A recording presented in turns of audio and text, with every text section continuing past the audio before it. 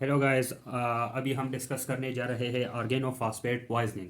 Organophosphate basically क्या चीज़ है? Organophosphate एक कोलिनोमाइमेटिक एजेंट है, पैरासिम्पेटोमाइमेटिक एजेंट है। और इसका मैकेनिज्म ऑफ एक्शन उसी तरह है जिस जिस तरह इनडायरेक्ट कोलिनोमाइमेटिक एजेंट का था।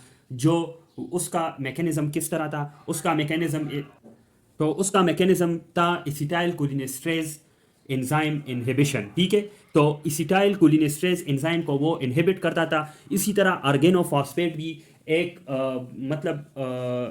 इनडायरेक्ट कोलिनोमाइमेटिक एजेंट है, लेकिन इसमें डिफरेंस ये है उसमें कि ये इरिवर्सिबली इसिटाइल कोलिनेस्ट्रेज को इनहिबिट कर लेता है। ठीक है, इसका मैकेनिज्म क्या है? इरिवर्सिबल इसिटाइल कोलिनेस्ट्रेज इनहिबिशन ये करता है। ऑर्गेनोफॉस्फेट पॉइजनिंग कोलिनर्जिक क्राइसिस जो है उसका एक मोस्ट इंपॉर्टेंट या मोस्ट कॉमन काज है। OP poisoning is the cause of cholinergic crisis. और कोलिनर्जिक क्राइसिस क्या है? Cholinergic crisis is basically the life threatening condition in which there is over stimulation of acetyl choline receptor. इसमें acetyl choline receptors की over stimulation होती है, जिसकी वजह से ये एक लाइफ थ्रेटनिंग कंडीशन बन जाता है। और ये मोस्ट कॉमन किस पॉपुलेशन में होता है? ये फार्मर्स में होता है, क्योंकि आर्गेनोफॉस्फेट जो है वो इंसेक्टिसाइड्स का एक कंपोनेंट है। ठीक है, तो इंसेक्टिसाइड्स फार्मर्स ज़्यादा यूज़ करते हैं, तो फार्मर्स में ये पॉइजनिंग मोस्ट कॉमन है। ठीक है, अभी इसके क्लिनिकल प्रेजेंटेशन क्या है? Clinical presentation will be three types: muscarinic, nicotinic, systemic side effects. Muscarinic, nicotinic and systemic effects. ठीक है, ये डिपेंड करता है कि ऑर्गेनोफॉस्फेट किस किस रिसेप्टर्स पे अटैच हुआ। अगर मस्कुरिनिक रिसेप्टर्स पे अटैच हुआ तो it will cause the muscarinic effects. Nicotinic पे हुआ तो निकोटिनिक इफेक्ट्स। और सिस्टेमिक इफेक्ट्स। निकोटिनिक ये हमने पिछले लेक्चर में डिटेल में डिस्कस किया था कि मस्कुलिनिक रिसेप्टर्स की लोकेशंस कहाँ पे होगी, और निकोटिनिक की सिर्फ एक जगह वो हमने की थी, स्केलेटल मसल पे इसकी लोकेशन है। और मस्कुलिनिक तो 5 सब टाइप्स है।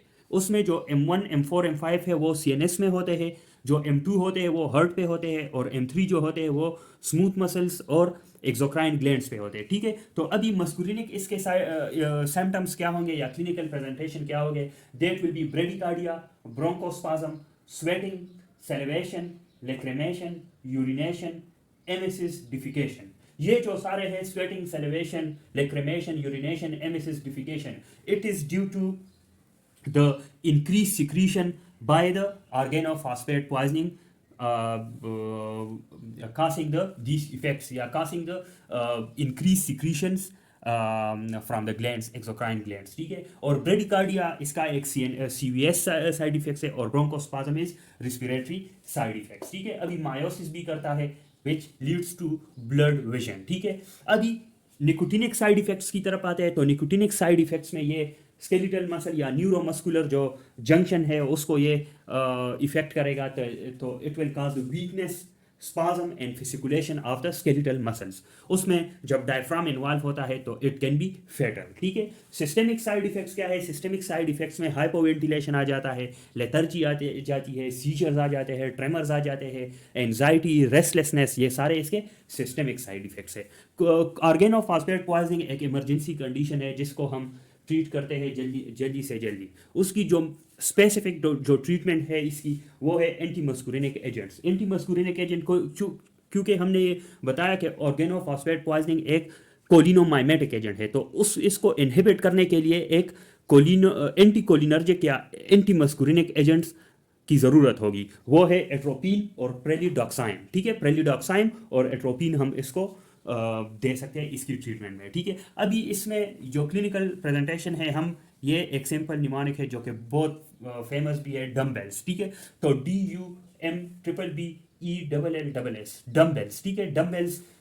इसमें D diarrhoea, U for urination, M miosis, B bradycardia, bronchospasm, bronchorrhoea, E emesis, L lacrimation, L lethargy, S salivation, S sweating. ठीक है, तो ये आपको अगर ये इजी लगे तो इस निमोनिक से आप इसकी क्लिनिकल प्रेजेंटेशन याद कर सकते हैं। ठीक है, तो ये था हमारा कोलिनर्जिक क्राइसिस और ओपी पॉइजनिंग। Thank you.